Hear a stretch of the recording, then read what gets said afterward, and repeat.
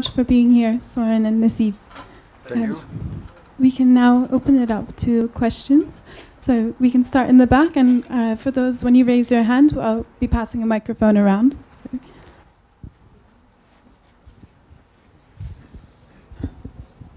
Thank you very much, both. Very powerful stuff indeed. The name's Ewan Grant. I'm a former UK government intelligence analyst, and I've worked in East Africa and Yemen, although not Somalia or Kenya.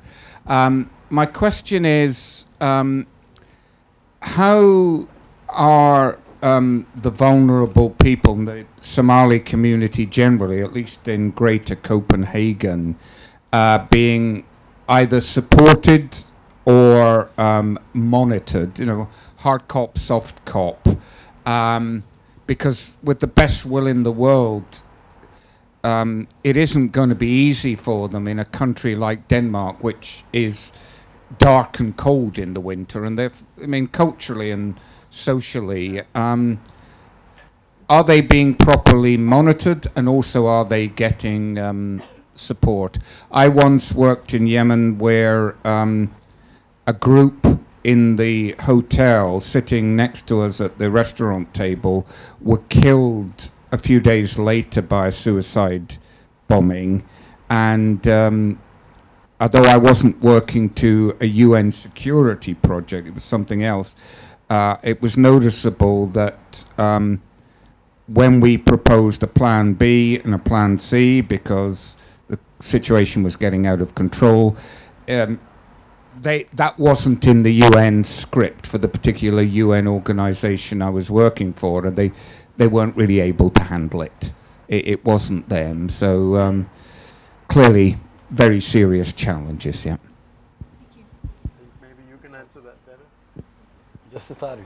I should start? Okay, can you hear what I'm saying? No. No? Closer to... Hello. Is this better? Okay, I'll scream out loud. It's a very good question. It's strange to talk about the Somali community with Nassif here, but this is what I have learned in the 4 years of making this film, is that the Somali community in Denmark, and I think in much of Western Europe, is extremely isolated. And at least in Denmark, the Somali community do not have a public voice. I mean, if you talk about the Turkish community or the Middle Eastern community, they have representatives in parliament, they have representatives in the city council in Copenhagen, they have, celebrities, stand-up comedians, actors and musicians, but not the Somali community. And that's actually what surprised me the most when we started doing this project together, is how isolated they are.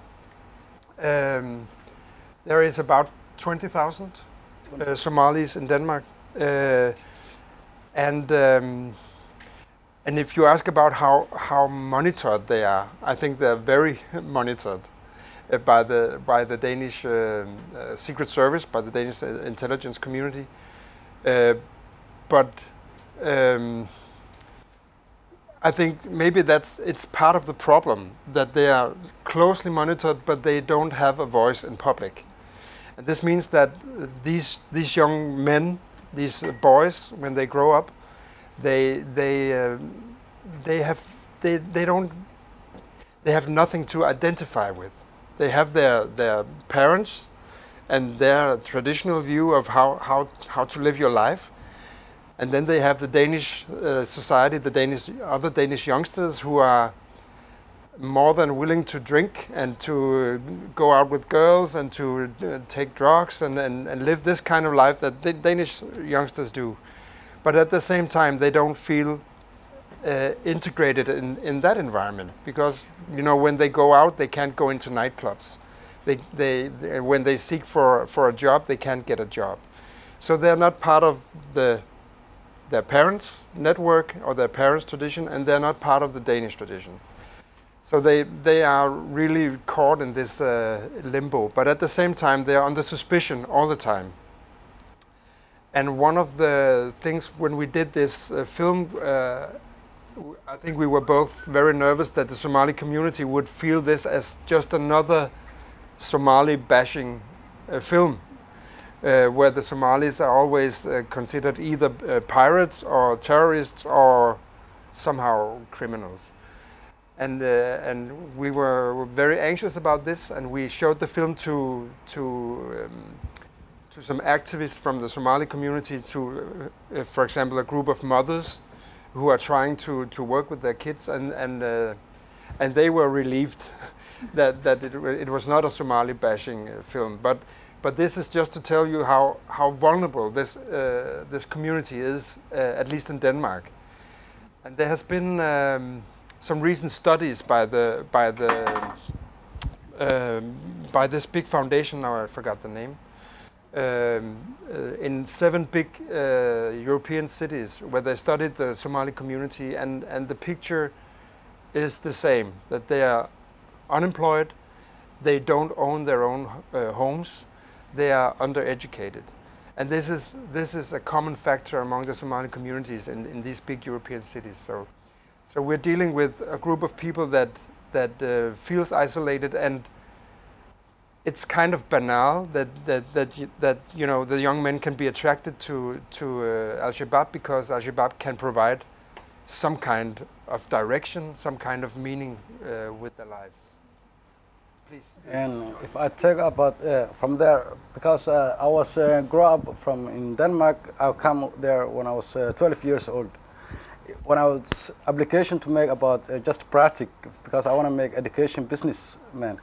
So I sent 300 application to get just for somebody company who can just afford it, to say you're good about it to do this work.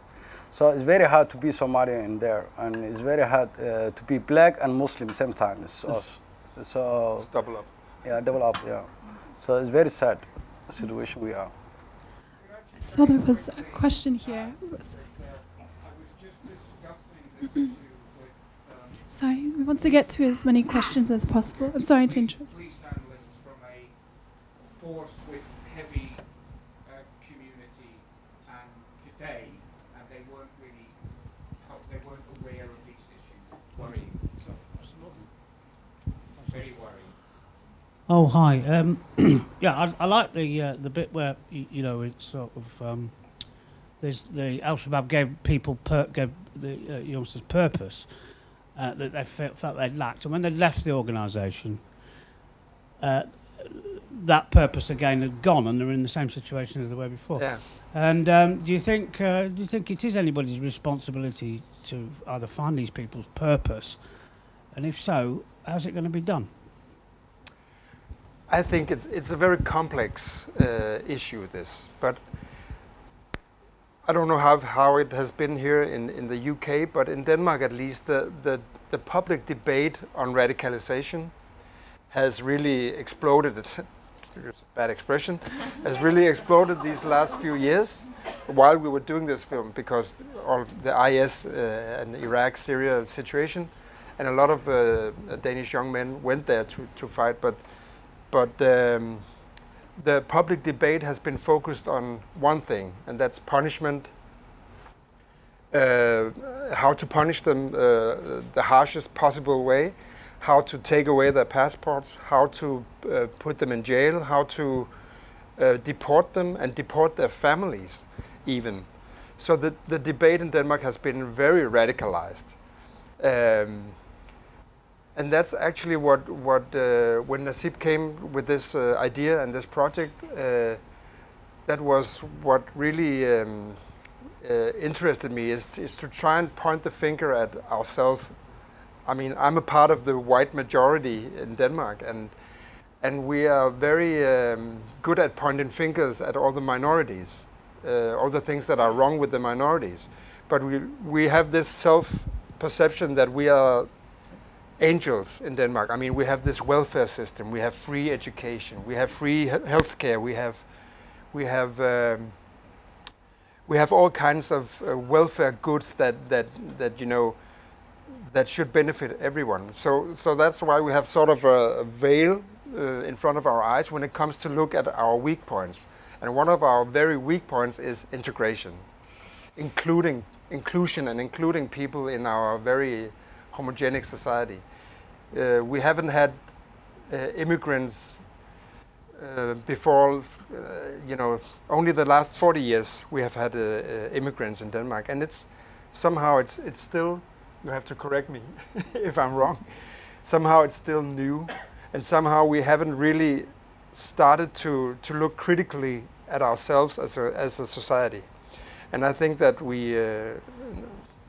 this is not going to change before we take another view at our own role as a majority in Denmark. For example, if you are black or something like that, it's very difficult. If you drive car or something like that. I was working one day, me and son, in the office, and I left from there at 5 o'clock. And after that, police stopped me and said, what are you doing here, for example? And asked me what I think about al-shabab, what I think about ISIS, all thing about it, he asked me. Even I don't have nothing to do about that. So even when you are just like ethnic group, it's very difficult to be there, very hard. They never stop me for some reason. So there's a question. Hello. Thank you very much for this beautiful film. It's I understand, I think it's the force of it as well, that you have focused on a very small number of characters, and the pain, the suffering of the father is very palpable. But I was, you say in the film that he's divorced from his wife, but have you thought to have interviews from mothers? And so what, it would have been interesting, of course, to see your, yes. We asked her mother to make interview. She know about it, but she don't want to be accepted to be part of this film. But maybe next film we make it. We're still following the next film, so we're still doing about it. So maybe still, and Muhammad and his parents still is Somalia and al-shabab, but he still called back to Denmark and said, how are you, how fine? But they cannot speak more than that because they are afraid about intelligence groups they are listening about it, what they say. But just to elaborate on that, we some of the what should I call it, criticism that we had is that some people think that we need a broader range of voices, and also a voice that states that not every Somali becomes an al-Shabaab warrior or al-Shabaab terrorist. But I think that that point of view is represented deeply by Abukar, the father's presence in the film. And as Nasib told you, his wife, divorced wife, didn't want to be in the film. Unfortunately, we would have liked for her to be in the film. But we didn't want to make this kind of current affairs film where every argument is represented. We wanted to touch upon the human aspect of the radicalization, and hopefully we did that. Thank you for a very moving film. You've talked a bit about what responsibilities might lie in Denmark. What responsibilities might lie in Somalia? In Somalia? If I answer that question, is about Somalia, they have to have a good government somewhere or somehow. Because since it's still a civil war and Somalia is just about region now, Somaliland, Puntland, different. So al-Shabaab still have good chance to do it because Somalia, even small tribes in Somalia, they don't get justice because big tribes, they are underneath about it. So they feel like al-Shabaab is easy way to do it about it. So it's very hard into the civil war finish on Somalia have good government and good system and good justice will never be over this time. I don't think so. Mm. Yes, in the front. I just wanted to ask, you said at the beginning that you knew some of these people from youth groups. Can you say a bit about sort of why you you obviously went in a very different direction in your life. Can you say about some of the influences in your life and why you think your paths diverged so much? And if you look about it, I come alone in Europe, like 12 years old child without no parents. My parents still live Somalia and still there. But I know why I come. I know which kind of reason I come there. But they have parents, they have a whole family together to come to Denmark, but still they are naive and they are vulnerable, and it's easy to target for them. Because many of young people, that time we was angry, we making some small criminal, something like that, and we think it was to show the society we live in, they're not accepted because we are two black person, we're going nightclub, we cannot come inside, so it's very hard that time. So we believe it. The way we can do it is about to make something like we said. We don't accept this society. We don't want to live it society. So we just get more hatred and more. So, but me, it's for just I decided another way because I know where I come from, and I work youth and I work philanthropy a long time ago.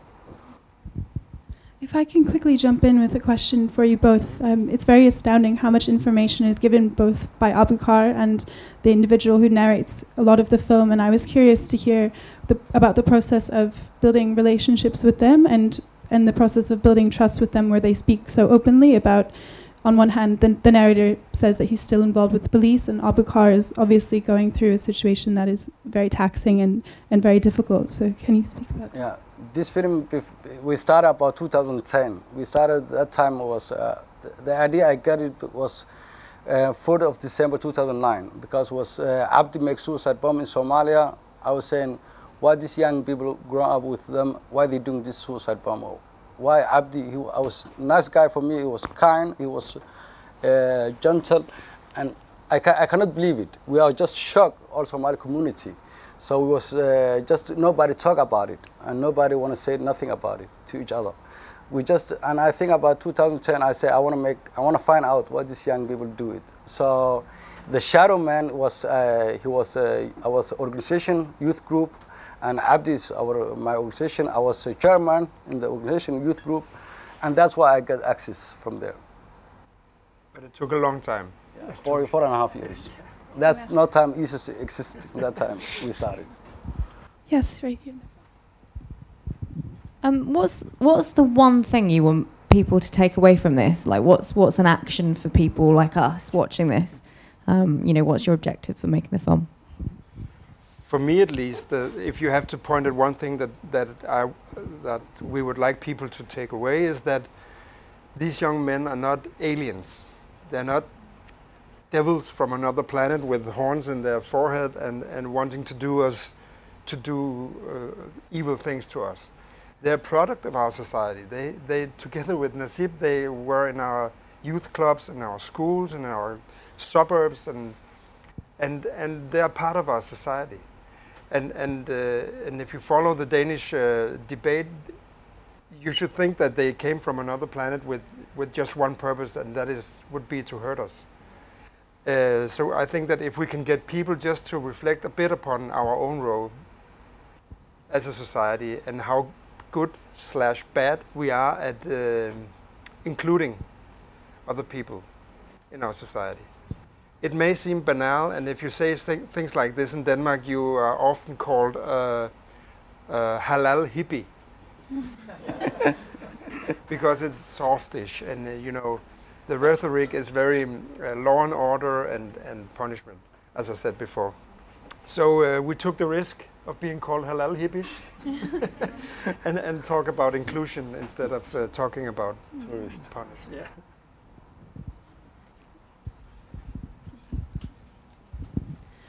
Thank you very much for the documentary. One thing that really struck me was the similarities between young people who join al-Shabaab and just general gang culture. Wherever you go in the world, like, people want to feel belonging, they want to be part of a family. My question is about women. I know that there have been women who've joined al-Shabaab. I've heard on the news, and I was wondering if you could comment on this. And I'm also keen to find out if you know of any support that have been given to people who maybe have been brainwashed and have went over and then realised the situation is not all it cracked up to be and wanted to come back. How have they been treated by the Danish authorities? Have they been given any support? To take the last thing first, then you maybe can comment on the first thing. There has been one verdict in Denmark, two brothers, two young Somali brothers. The older brother, he went to Somalia, and he joined a sort of a pre-camp, al-shabab pre-camp. He didn't go to any fighting or anything. It was a kind of a recruitment camp. But he left again and came home. When he got to the Danish airport, he was arrested immediately. And so was his little brother. His little brother had helped him with money and documents. They both got 3.5 years in prison for that. So that was the signal that the Danish authorities was trying to send to the Somali community, that to these young men, that if you do this, you go to jail, and you go to jail big time. So that's actually the situation right now. That's the only verdict that we have on this subject. But it sends a clear signal, right? That if you do this, you go to jail. And when these young brothers have finished their jail time, they are deported to Somalia. So that's where we stand right now. Yeah. But we have rehabilitation in Denmark, where they call an OS model. OS model means like a rehabilitation. The young people who did not yet left from there in Denmark and go to ISIS or Syria or Somalia or somewhere else. But the police and the local government, they talk about it and find out if they are organization or somewhere else. The parents to talk about it. These young people don't go there, and you don't have to go there and fight for each other. But if you talk about ladies, for example, I was there in Somalia 1 month ago, and I was following about British guy Mohammed. Still, I'm following him, and was the lady from Holland. She was make suicide bomb in Somalia Central Hospital, Central Hotel in Mogadishu, and was very sad because she was have 6 children, small children, very sad.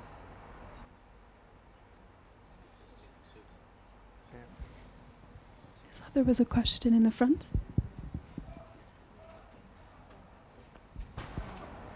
Hello. Hello. I was just interested in the fact that you call the jihadis warriors, and the one guy that left, you call him deserter. So there's a bit of powerful language in the way you describe them.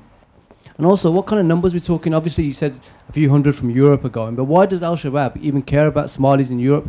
Why don't they recruit locally? Would it be? It sounds more feasible to recruit locally. Is it because political? Is it more of a reason why they do that? Because we're talking small numbers, aren't we? As a percentage of Somali population, it's very tiny. So why bother? Why all the potential extra media attention? Is that the reason behind it, the media attention, or is it because they're easier to get? I think one part is the media attention. Another part is a phenomenon that Nasib can elaborate on, and it's very rare that it is the Somalis who grew up in Somalia that carries out the suicide bombings. It's mostly the guys that grew up in the West. And why that is a kind of a philosophical question that is really difficult to answer. But maybe you can talk more about it. I think it's very easy because Somalians who live in Europe, because they run away from their home and they want to just get a better life. But when they come to Europe, they don't get a better life, and they want the life they're searching about it. So they feel like they left from somewhere else, and you cannot be part of society. There are so much hatred. Somali people, nobody likes about Somali people. So you feel like you want to go home. Even me, I go home. I already left from Denmark. It was 1998 to go home back again and find my parents to find and said, hello, I need to feel like some people who close to me. But in many young people, if you look about it, I talk to so much people, young people from, doesn't matter America or Denmark, but the Scandinavian guys is very hard because it's very strict, and because they said they cannot be part of society, So even they tried very hard, they cannot be part of society. Why should they try more than that? So I can find better life to find somewhere else. So they're trying to find better life. And al-Shabaab use it to naive, and they are very brainwashed, and they said it's good to be a suicide bomb. So they get that job.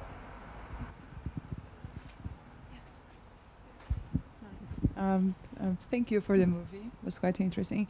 I think we have been discussing quite a lot, like the reasons for recruiting and how could it easy or make sense that to happen, because these people is disconnected from their roots, so they want to get to the sense of belonging, they want to find a meaning of life, and then just kind of the reasoning and justifies that part. For me, on the movie, maybe one or two events that were not clear in terms of on the other side, like from the al-Shabaab side. Like one thing is the religious excuse and saying like, we are against the Christians and then this is why we are attacking, or we are against the West and this is why we are attacking. But even the doctors, like graduation, was because they were Christians, or was like a mixed group, they were Muslim. So why, then at some point it starts to, I lost like completely what is the other side of the excuse for those attacks to happen.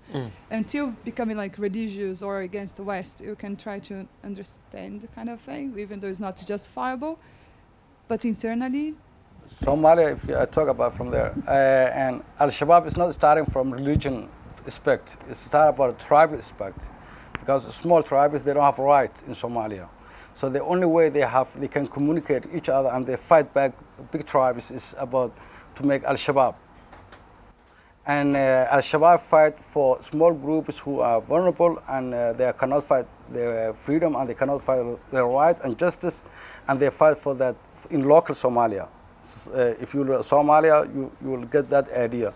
But in the Europe, they will send message, they fight, even they make Khalifa and make Islamic State in Somalia, that's why. And also, there's also an aspect of destabilization of the society. I mean, these doctors are simple, right? They're symbol of Western education and the rebuilding of a society supported by Western governments. And if you disrupt that, you send a very clear message that this has nothing to do in our society. We will decide who is going to get educated and who are not going to get educated. And that's still with the attacks that are going on right now. It's it's hotels, it's public offices, and across the border in Kenya, it's the university. Just a short while ago, 150 people dead. So it's like, it's very symbolic targets, and I think the message must be that, I mean, we don't need your doctors. We make our own doctors. We make our own society. About 3 more questions, so I'll pass the mic on. Hello. Hello. I can understand there's multiple levels to why somebody would want to go to take part in some terrorist activities. I understand the alienation aspect of it, feeling separate to everybody else, and then there's also the ideological aspect to it as well. I mean, in the movie it's mentioned that Abdi knew the Quran inside and out. So at what point, I mean, how is it that he's managed to become radicalized? I mean, is there a way to combat this sort of ideology, which is, it's like a virus inside these religions? I mean, so is there a way to try and combat that itself? And if as Abdi, he know about Quran all over, but he don't understand about it, and he don't understand the meaning of Quran. That's why. But the another question is about many Somali young people in Denmark was about the cartoon Prophet Muhammad is with there. That time was too much Somali boys, they were radicalized because they said we cannot, even we don't have masjid before or mosque in Denmark, Copenhagen. You cannot be like a part of society, nobody accepts you, nobody wants you. So many of young people, Abdi was criminal, and we did it small criminal when he was young, 13, 14 years old. but still was he left back again to Africa in Nairobi. He been there 3 years and then come back again, and after that he will be more radicalized. So I don't know why. But there is this specific Danish story that we have with as Nasib mentioned, the Mohammed cartoon crisis in 2006, right? That really sort of radicalized the whole environment, the whole debate, and actually a Somali guy attacked one of the cartoonists with an axe, and is doing jail time today. And this cartoon crisis has been going on ever since 2006. It keeps getting fueled again and again. And just recently we had an attack on a freedom of speech meeting with a Swedish artist who also drew caricatures of the Prophet. And we had this, it was not a Somali guy, it was a Palestinian guy who attacked this meeting and shot one person, and then he went to the Jewish mosque, synagogue and shot another person. And it fueled the whole debate once again. So it's so polarized right now that people with voices of reason have a really hard time getting airtime. And on top of that, it's election year in Denmark. So all the politicians are even more eager to come up with simple solutions that can attract headlines in the media. And it's never the nuanced, it's never the sensible discussion that gets airtime. It's always the radical opinions on both sides that gets the airtime. I don't know if that answers your question. Hi guys. Again, thanks for such a great film. In the UK, we've kind of got similar problems where you've got lots of young people feeling like they don't belong and going to seemingly similar organisations. Do you guys feel that there is a solution to that, and do you have an opinion of what we could be doing better as a society to integrate them, other than just the idea of being more accepting? I think it's very easy to say just 2 words: accept and include it, these young people, and be part of society. If I feel like I'm part of society, I will defend about society I live in. If I'm not part of society, I'm not just part of society. I will find out another way to find out another society I can be part of. I mean, it's so banal. If you get stopped by the police just because you're black or Muslim, or if you are from the Middle East or wherever, just for being that, if you're under suspicion just for being who you are, I know I would feel more and more disintegrated from that society. I really would. I mean, I remember when I was 14 in school, I was more like, I was interested in political stuff and not the disco and the John Travolta thing that all the others were. And they were sort of laughing at me, called me a communist son and whatever the names they could find. And I don't belong here. So I found my political friends and started activism and not blowing things up. But I found my peers somewhere else. And the mechanism is so banal that it's even hard to talk about. But I think that's, Nasib said the 2 words, acceptance and integration.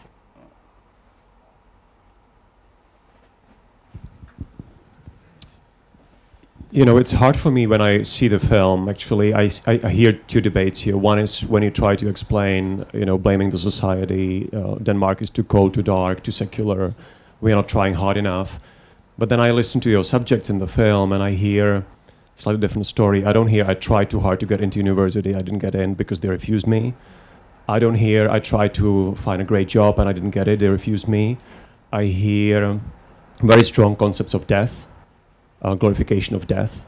I hear speech about paradise and getting to paradise after you die in a certain way. So it's like you almost have 2 separate discussions, and you try to discuss on one level and almost choose to ignore basically what your subjects are talking about. And sometimes it pays to actually listen to what they mean and why they say they do that. And I think it would be much more helpful to have actually honest discussion about what role the ideology plays in, you know, the way they've been raised, and why does this group especially struggle in being integrated. And I think values do matter. We have to respect that. I know that you have basically two systems which have very different value sets, and they clash, and it's harder to get integrated if your sets are in conflict with the society around yourself. And so I think the debate should be also about that, and basically what are we going to do about that, not just let's integrate better and be better people. Yeah, there's a lot of levels to the debate. I give you that, but and one of the levels is and it's strange to talk about this with Nasib by my side because he knows so much more about it. But you meet Abukar, the father in the film, and he is sort of he takes up the struggle and tries to find his son and really wants to persuade him to come home. But a lot of the Somali fathers have sort of resignated. I mean, before they left Somalia, they went, they did their job, they earned the money, they went home to their families and gave the money to their wives and so that she could, you know, keep up the household, etc. Then they had to flee Somalia and they came to Denmark, and all of a sudden it was the government and the state who provided the money, because when you're an asylum seeker you cannot work in Denmark, and it's hard for them to get work anyway. But all of a sudden the fathers, they lost their role in the family. So that's also an interesting discussion when all of a sudden the father as a role model is gone. I mean, so there's a lot of levels of culture and when you move people from their culture and place them in a whole different culture. I mean, that's why I say this is not simple. There's not one simple solution, but our aim was specifically in the Danish context to point the finger at ourselves, because, as I said, we were only talking about them as criminal terrorists with bad intentions. So that was really the purpose of the film, to try and mold that level of debate. If I say about it, many young people, they grow up their own self. Even me, I grow up my own. So I don't grow up, I don't have role model, I don't have somebody, father or mother, who I can achieve about the no system about education or system about jobs or something like that. So every young Somalian who come Europe since 90, he will survive his own self. And he decided, because he know better than language, he know about system better than his parents, he know about everything better than his parents. So the parents, they are not role models. So we don't accept about my parents tell me something like that. Even my religion, I know better than my parents. That's a very funny way to say it. Unfortunately, we are just about out of time, but just as a closing question, I wanted to ask if you've kept in touch with Abukar and Mohammed and other individuals who were part of the film, and do you know what their situations look like now, and how has the story continued? Yeah, we're making the follow-up, so we still contact with them, yeah. And the situation with Abukar and his son Mohammed is that after we closed the film and stopped editing, they have had one telephone contact, and Mohammed is still alive. He's still in al-shabab, and he does not want to come home. That's the situation with them. And the shadow is struggling with his life still. We are in contact with him every week. It goes up and down. He drinks and he stops drinking, and he drinks again, and he lives on the street, and his family won't see him. So it's kind of the same situation with him, but we are in close contact with him, and he has not given up, but he's struggling with his life. Well, thank you both so much for being here tonight and offering your insight on the topic and on the film. If anyone wanted to learn more information about the film, what is the best website or the best place to find? You can go to our Facebook site, Warriors from the North, and follow the development of the film. And we also try to post articles and stories that are related to this subject. So please join us at Facebook, Warriors from the North. Thank you, everyone. Thank you very much.